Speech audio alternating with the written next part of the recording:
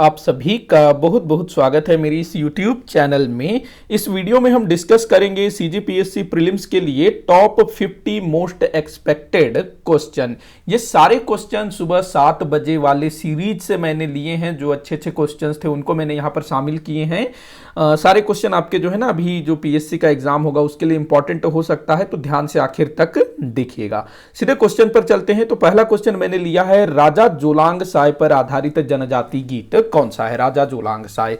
तो देखिएगा जो घोटुल पाटा गीत है ना, जिसको मृतक संस्कार गीत कहा जाता है मुरिया जनजाति में, तो इस घोटुल पाटा गीत में जोलांग साय की गाथा को गाया जाता है समाज के किसी वृद्ध व्यक्ति के द्वारा।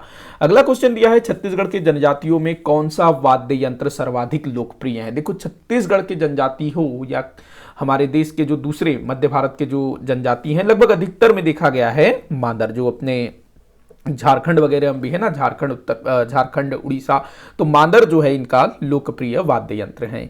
अगला क्वेश्चन दिया है, छत्तीसगढ़ राज्य में लीची के उत्पादन के लिए किस जिले को उपयुक्त माना गया है? तो यह है आपका जसपुर।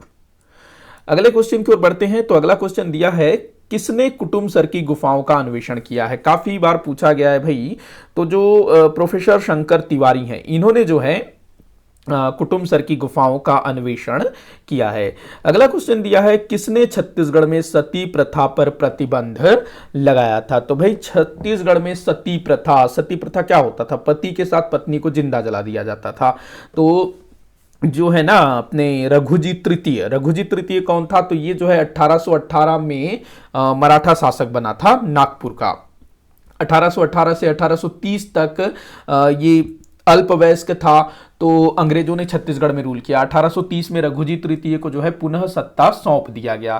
तो इसी ने लगभग 1831 के आसपास मेरे ख्याल से छत्तीसगढ़ में, मतलब इसने पूरे नागपुर साम्राज्य में, अपने पूरे नागपुर साम्राज्य में सती प्रथा को प्रतिबंधित किया था, जिसमें हमारा छत्तीसगढ़ भी था। देखिए, इससे पहले जो अपना बंगाल का जो गवर्नर जनरल था ना, लॉर्ड विलियम बेंटिक, उसने सती प्रथा पर प्रतिबंध लगा दिया। तो उसके बाद अंग्रेजों का जिस जिस राज्य पर नियंत्रण था ना, तो वहां के शासकों को भी ऐसा करने के लिए उन्होंने बाध्य किया होगा। तो सती प्रथा पर प्रतिबंध लगाया था रघुजी तृतीय ने, जो अंतिम मराठा शासक, मतलब अंतिम भोसला शासक था रघुजी तृतीय। अगला क्वेश्चन दिया है, सेठ जमुनालाल बजाज का छत्तीसगढ़ आगमन कब हुआ था? तो भाई सेठ जमुनालाल बजाज ये वर्ष 1920 में छत्तीसगढ़ आए थे, गांधी जी के जाने के बाद। किसी बच्चे ने ना मुझे कमेंट किया था कि ये क्या दूसरे यात्रा में गांधी जी के साथ थे? तो नहीं, दूसरे यात्रा में ना सेठ जमुनालाल बजाज की बेटी, जिनका नाम मदालसा, वो आई हुई थी गांधी जी के साथ। मदालसा ये सेठ जमुनालाल बजाज की बेटी थी। बाकी इनका तो जिक्र नहीं मिलता है। सेठ जमुनालाल बजाज 1920 दिसंबर में जब गांधी जी वापस लौट गए ना 20-21 दिसंबर के बाद, तो उसके बाद जो है सेठ जमुनालाल बजाज ये हमारे छत्तीसगढ़ आते हैं डोनेशन कलेक्ट करने के लिए। अगला क्वेश्चन दिया है, कबीर पंथी जब आपस में मिलते हैं तब एक दूसरे का अभिवादन किस प्रकार करते हैं? तो भाई ये साहिब बंदगी साहिब ऐसे बोलते हैं ना, साहिब बंदगी साहब, जब एक दूसरे से ये मिलते हैं। हम लोग क्या करते हैं नॉर्मली, हेलो हाय ये करते हैं। तो कबीर पंथियों का ये बड़ा अच्छा लगता है मुझे, साहिब बंदगी साहब, तो ध्यान रखेंगे इस चीज को। अगला क्वेश्चन दिया है, बस्तर क्षेत्र में दीपावली के दूसरे दिन कौन सा पर्व मनाया जाता है? तो ये मनाया जाता है, देखो शेष बाकी जगह तो गोवर्धन पूजा मनाया जाता है, बस्तर क्षेत्र में भी गोवर्धन पूजा होता है, लेकिन विशेष करके बस्तर के कुछ क्षेत्रों में मनाया जाता है दियारी। मतलब ये गोवर्धन पूजा का ही एक तरह से बस्तरिया रूप इसको आप कह सकते हो, जिसमें गाय बैल की पूजा की जाती है। वो उसमें जो है ना उनका पारंपरिक तरीके से पूजा पाठ होता है, एक तरह का गोवर्धन पूजा ही उसको हम कहेंगे, लेकिन उसको जो है नाम दिया जाता है दियारी। और ये चीज जो है ना बस्तर के शेष क्षेत्रों में, मतलब बस्तर के सभी क्षेत्रों में ये नहीं मनाया जाता है दीपावली के दूसरे दिन, कुछ कुछ क्षेत्रों में मनाया जाता है। और बाकी क्षेत्रों में जो है ना दिवाली के लगभग 1 महीने के बाद, 1 या 1.5 महीने के बाद जो है बाकी क्षेत्रों में मनाया जाता है ये दियारी नामक पर्व। तो ध्यान रखना इस चीज को। अगला क्वेश्चन दिया हुआ है, किस पर्व को रथ दूज के नाम से भी जाना जाता है? रथ दूज, तो भाई जो रथ यात्रा है ना, जिसको गोंचा भी कहते हैं बस्तर में, तो इसको जो है रथ दूज के नाम से मनाया जाता है। जो रथ दूज है ना, जो जगन्नाथपुरी में जो रथ यात्रा होती है वो भी रथ दूज ही कहलाता है। तो रथ यात्रा गोंचा रथ दूज आषाढ़ माह के शुक्ल पक्ष द्वितीया में मनाया जाता है। अगला क्वेश्चन दिया हुआ है, छत्तीसगढ़ सरकार में वाणिज्यिक कर एवं उद्योग मंत्री कवासी लखमा किस विधानसभा क्षेत्र से निर्वाचित है? तो भाई ये थोड़ा सा जो है काफी मतलब फेमस रहते हैं अपने भाषणों के लिए, क्योंकि ये जो है ना उतने पढ़े लिखे नहीं है, तो उसके लिए भी काफी ट्रोल होते रहते हैं। तो ये कोंटा जो कि सुकमा जिले में है, तो कोंटा विधानसभा क्षेत्र से निर्वाचित हैं। अगला क्वेश्चन दिया हुआ है, सतीश बैनर्जी द्वारा बस्तर से प्रकाशित दंडकारण्य समाचार पत्र किस भाषा में प्रकाशित नहीं होता था? तो ध्यान रखना, जहां पर ऐसा नहीं होता, इस टाइप का होता है ना, तो उसमें कंफ्यूज हो जाते हैं। नहीं होता था, हिंदी में होता था, हल्बी में होता था, अंग्रेजी में होता था, छत्तीसगढ़ी में नहीं होता था। ये मेरे ख्याल से ना 1959 के आसपास में जगदलपुर से प्रकाशित होता था। अगला क्वेश्चन दिया हुआ है, बस्तर में चैत्र मास में कौन सा पर्व मनाया जाता है? चैत्र मास, तो अभी माघ चल रहा है, इसके बाद फाल्गुन आएगा, फिर चैत्र आएगा। तो चैत्र मास में कौन सा पर्व मनाते हैं बस्तर क्षेत्र में? तो अमुस, ये तो भाई सावन भादों में मनाया जाता है। दियारी जो है कार्तिक, अभी मैंने बताया ना पीछे, कार्तिक, उसके बाद पौष वगैरह तक मनाया जाता है दियारी। चरु यात्रा ये भी जो है ना कार्तिक अगहन में मनाया जाता है। माटी तिहार ये मनाया जाता है चैत्र मास में। माटी तिहार, ये माटी तिहार क्या है? तो धरती माता की पूजा। अगला क्वेश्चन हम देखते हैं, लिंगो पाटा गीत गाने वाली जाति कौन सी है? लिंगो पाटा, तो भाई लिंगो पाटा गीत गाने वाली जाति को ध्यान रखना, तो यहां पर आपका आंसर होगा परधान, जो गोंड जाति के मंत्री के रूप में भी कार्य करते थे ना, तो वही। अगला क्वेश्चन दिया है, कुलझारी पहाड़ी किस जिले में स्थित है? कुलझारी पहाड़ी, तो ये राजनांदगांव जिले में स्थित है। और कुलझारी पहाड़ी से मैंने आपको बताया था कि बाघ नदी का उद्गम हुआ है। बाघ नदी जो कि गोदावरी नदी अपवाह तंत्र का हिस्सा है। अगले क्वेश्चन की ओर हम बढ़ते हैं। तो अगला क्वेश्चन दिया हुआ है, वर्ष 1937 में दुर्ग जिले के डौंडी लोहारा में हुए किसान आंदोलन से संबंधित नेता थे। तो 1937 में हुआ था दुर्ग के डौंडी लोहारा में किसान आंदोलन। तो यहां पर भाई कौन कौन थे?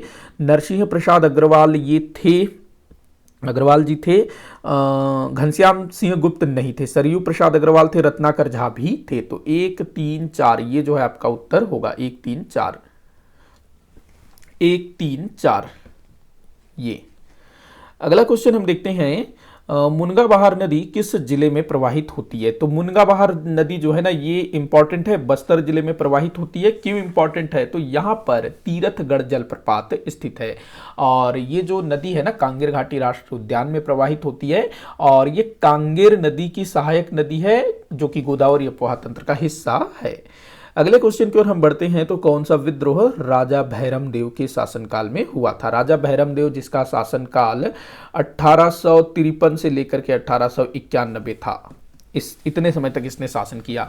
तो इस बीच कौन कौन से विद्रोह हुए थे? देखो, लिंगागिरी विद्रोह ये हुआ था 1856 में, हाँ, कोई विद्रोह 1859 में, मुरिया विद्रोह 1876 में, भूमकाल विद्रोह 1910 में। तो क्या आंसर हो जाएगा आपका?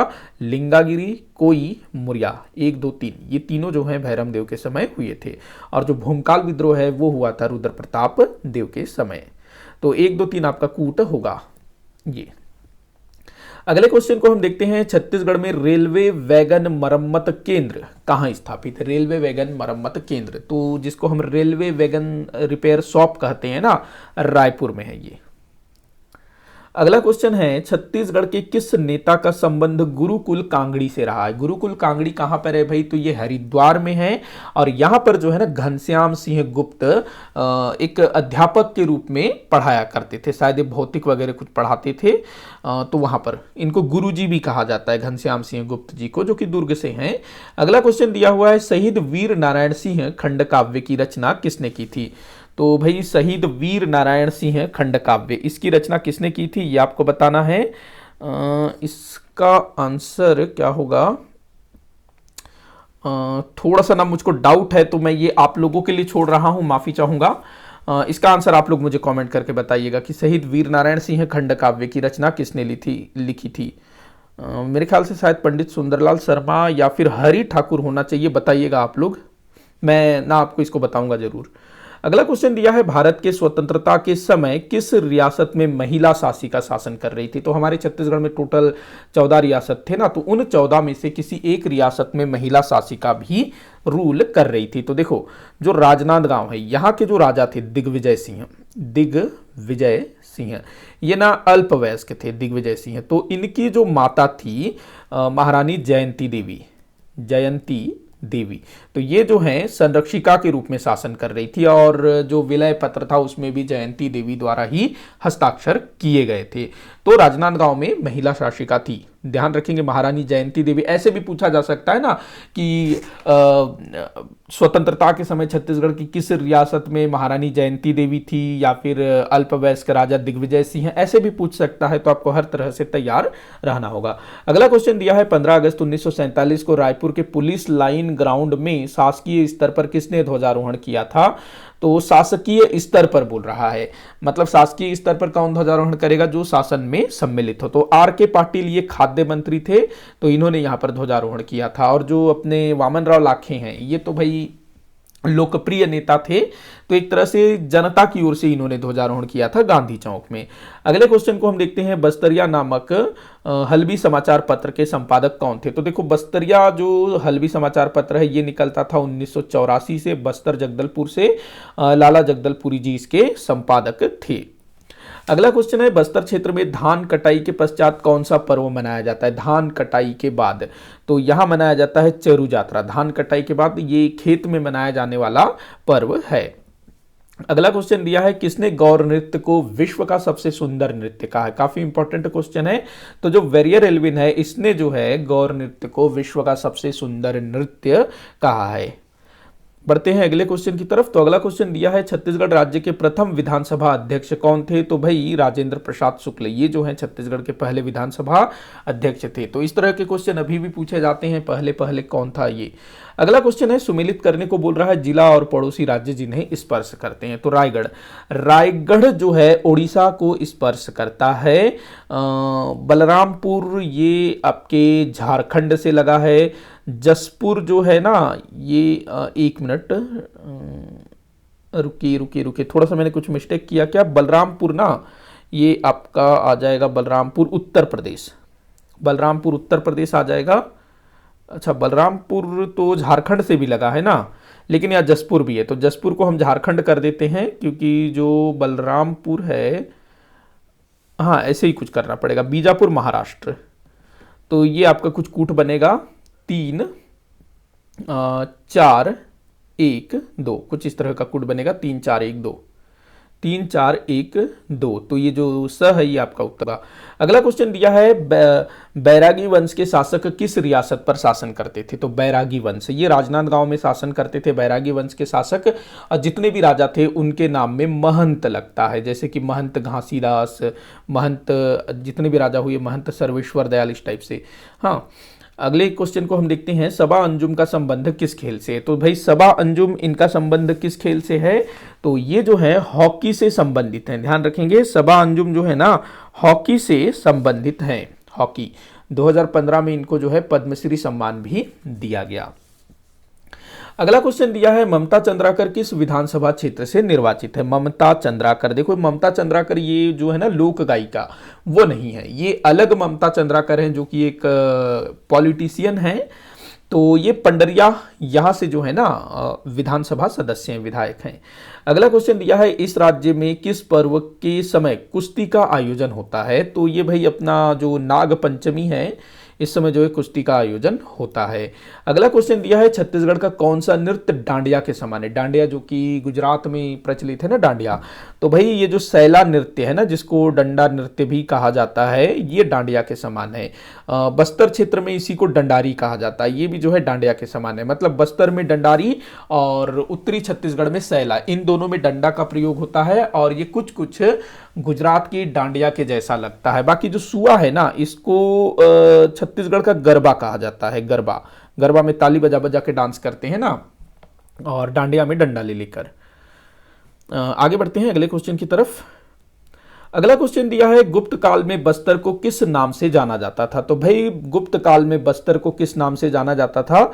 महाकांतर के नाम से, जो प्रयाग प्रशस्ति है उसमें जो है लिखा गया है कि महाकांतर के शासक व्याघ्रराज को पराजित किया। और कोसल के राजा महेंद्र सेन को, छत्तीसगढ़ को कोसल कहते थे, मतलब जो बस्तर को छोड़ करके शेष छत्तीसगढ़ कोसल और बस्तर महाकांतर। अगला क्वेश्चन दिया है राजर्षि तुल्यकुल्य वंश के विषय में निम्न कथनों पर विचार करने को बोल रहा है। पहला कथन है छत्तीसगढ़ का पहला स्थानीय राजवंश माना जाता है, ठीक है भाई ये। दूसरा दिया है केवल भीमसेन द्वितीय के आरंग ताम्रपत्र से इस वंश की जानकारी प्राप्त होती है, ये भी सही है, इसके जानकारी का और कोई स्रोत अभी तक नहीं मिला है। आरंग ताम्रपत्र, इसे सूरा वंश भी कहा जाता है, ये भी सही है, क्योंकि इस वंश का जो प्रथम शासक था वो था सूरा। ये जो आरंग ताम्रपत्र है इसमें इस वंश के शासकों की वंशावली दी गई है। तो यहां तीनों कथन सही होगा, तो ये आपका जो है सही होगा द, उपरोक्त सभी कथन सही है।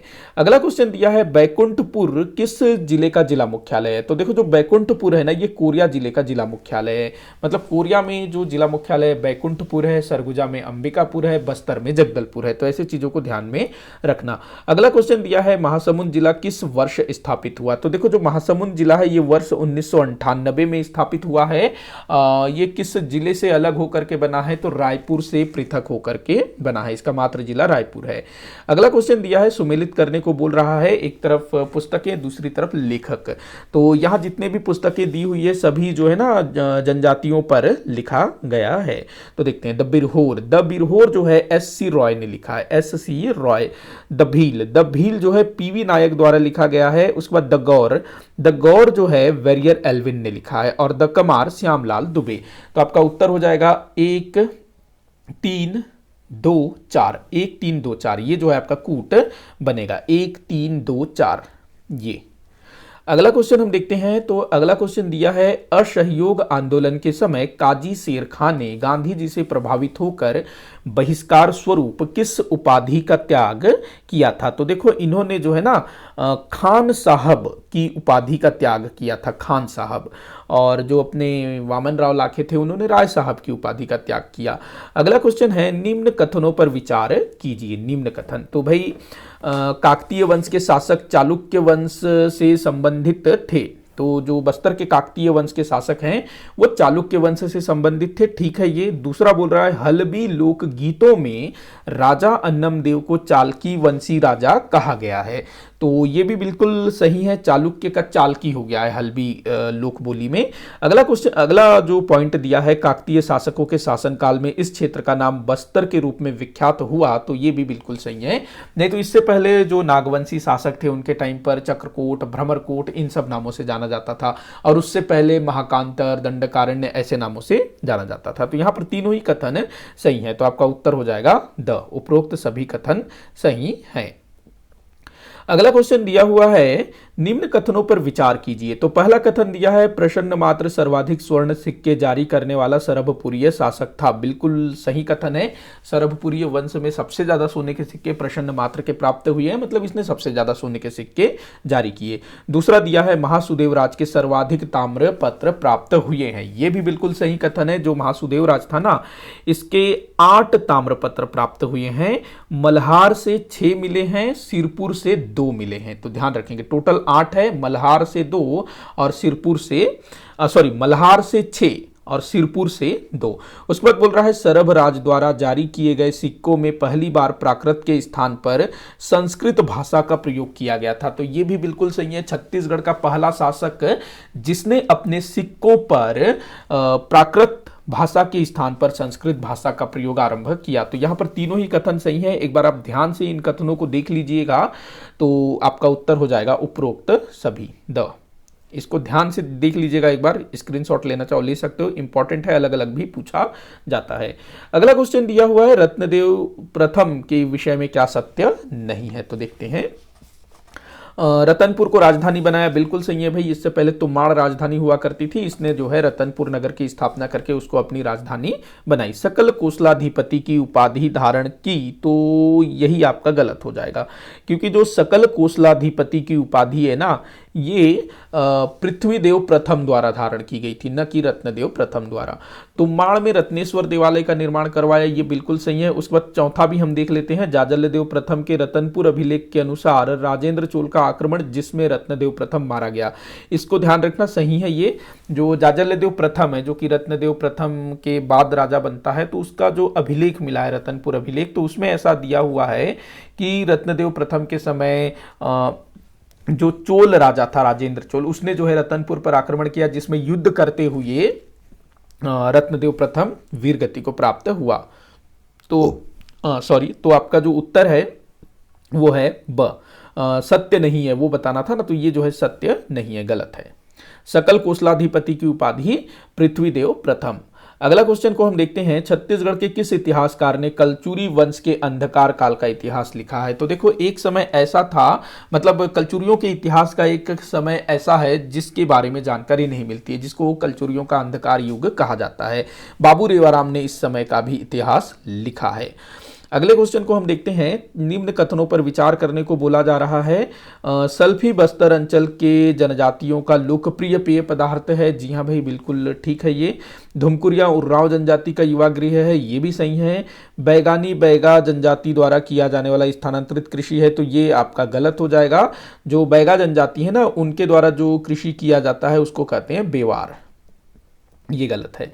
अगला दिया है, सिडोली कोरकू जनजाति में प्रचलित मृतक संस्कार है, तो ये ठीक है। तो यहां पर जो है पहला, दूसरा और चौथा सही है, तीसरा गलत है। तो आपका उत्तर होगा पहला, दूसरा, चौथा सही है, तो स उत्तर होगा आपका। अगले क्वेश्चन को हम देखते हैं, महंत सर्वेश्वर दास स्मृति खेल प्रतियोगिता का संबंध किससे है? तो भाई इसका संबंध है हॉकी से। महंत सर्वेश्वर दास स्मृति खेल प्रतियोगिता, हॉकी से संबंधित यह प्रतियोगिता है। अगला क्वेश्चन है, निम्न कथनों पर विचार कीजिए। तो पहला कथन दिया है, इंद्रबल ने पांडु वंश की नींव रखी किंतु वह स्वयं शासक नहीं बना, बिल्कुल सही है। इसने अपने पिता उदयन को शासक बनाया। अगला दिया है, महाशिव तीवरदेव ने सकल कोसलाधिपति की उपाधि धारण की थी, ये भी सही है। देखो, एक तो कलचुरी वंश के शासक पृथ्वीदेव प्रथम ने सकल कोसलाधिपति की उपाधि धारण की, उसके अलावा उससे पहले महाशिव तीवरदेव ने भी सकल कोसलाधिपति की उपाधि धारण की थी। मतलब हमारे छत्तीसगढ़ में दो शासकों ने यह उपाधि धारण कर रखी थी। अगला दिया है, इंद्रबल ने खरौद नगर की स्थापना नींव रखी। खरौद नगर की नींव रखी किसने? इंद्रबल ने। तो ये भी सही है। हालांकि जो खरौद है ना, इसका पहले नाम था इंद्रपुर, तो इंद्रपुर के नाम से इसने जो है नगर की स्थापना की थी। तो यहां पर तीनों ही कथन आपके जो है सही हो जाएंगे। तो उत्तर क्या होगा? द। उपरोक्त सभी कथन सही है। अगला दिया हुआ है, किस कलचुरी शासक का अपहरण कोरवा जनजाति द्वारा किया गया था? तो देखो, जो जाजल्यदेव द्वितीय है ना, इसका किडनैप कर लिया था एक कोरवा जनजाति के किसी व्यक्ति ने, और वहीं इसकी मृत्यु हो गई थी। अगला क्वेश्चन दिया है, 1938 में सेवा दल का गठन किस स्थान में हुआ था? तो खैरागढ़ में सेवा दल की स्थापना हुई थी। इसमें पदुमलाल पुन्नालाल बख्शी जी का भी योगदान था। अगला क्वेश्चन है, सुमेलित करने को बोल रहा है। एक तरफ पर्व दिया है, दूसरे तरफ महीना दिया है। तो देखिएगा, हरेली मनाया जाता है श्रावण अमावस्या को, पोला मनाया जाता है भाद्रपद अमावस्या को, दीपावली मनाया जाता है कार्तिक अमावस्या को। अच्छा, ये जो तीनों पर्व है ना, अमावस्या को मनाए जाते हैं, ये भी आप ध्यान में रखना। तो 1 3 2, 1 3 2 ये जो है आपका उत्तर होगा। 1 3 2, 1 3 2 ये। अगले क्वेश्चन को हम देखते हैं, निम्न कथन पर विचार कीजिए, ये बोल रहा है, साहित्य में छत्तीसगढ़ी भाषा व इस क्षेत्र के लिए छत्तीसगढ़ शब्द का प्रयोग सर्वप्रथम खैरागढ़ के दरबारी कवि द्वारा किया गया था। तो बिल्कुल सही है इस क्षेत्र, मतलब ये वाला कथन। अगला दिया है, रामायण काल में यह क्षेत्र दक्षिण कोसल कहलाता था, ये भी सही है भाई। गुप्त काल में बस्तर क्षेत्र महाकांतर के नाम से जाना जाता था, ये भी ठीक है। तो यहाँ तीनों ही कथन आपके जो है सही होंगे, तो आपका उत्तर होगा उपरोक्त सभी कथन सही है। अगला क्वेश्चन हम देखते हैं, जो कि इस वीडियो का आखिरी क्वेश्चन होगा, निम्न में से क्या दंतेवाड़ा जिले में नहीं है? तो देखो, मामा भांजा का मंदिर है दंतेवाड़ा के बारसूर में, बत्तीसा मंदिर ये भी बारसूर में है, ढोलकल का गणेश प्रतिमा ये भी जो है ना दंतेवाड़ा में है, दंतेवाड़ा से कुछ दूरी पर है, ये बारसूर में नहीं है। नारायण मंदिर ये बस्तर में है, बस्तर जिले में, जहां पर इंद्रावती नदी और नारंगी नदी का संगम है ना, तो वहां पर एक गांव है नारायणपाल, वहीं पर जो है ये नारायण मंदिर स्थापित है, जो कि 11वीं शताब्दी में नागवंशी शासकों द्वारा बनवाया गया था। अच्छा, ये सारा कुछ जो है ना नागवंशी शासकों ने बनवाया था, बस्तर के छिंदक नागवंशी शासक। तक। तो भाई इसी के साथ आज का ये वीडियो यहीं पर समाप्त होता है। आप लोग मुझे कमेंट करके बताइएगा कि आपसे कितने क्वेश्चन सॉल्व हुए, किसी भी क्वेश्चन में कोई भी डाउट हो जरूर बताइएगा। वीडियो को जितना हो सके उतना आप शेयर करिएगा ताकि अधिक से अधिक लोगों तक ये पहुंच सके। वीडियो को आखिर तक देखने के लिए आपका बहुत बहुत धन्यवाद।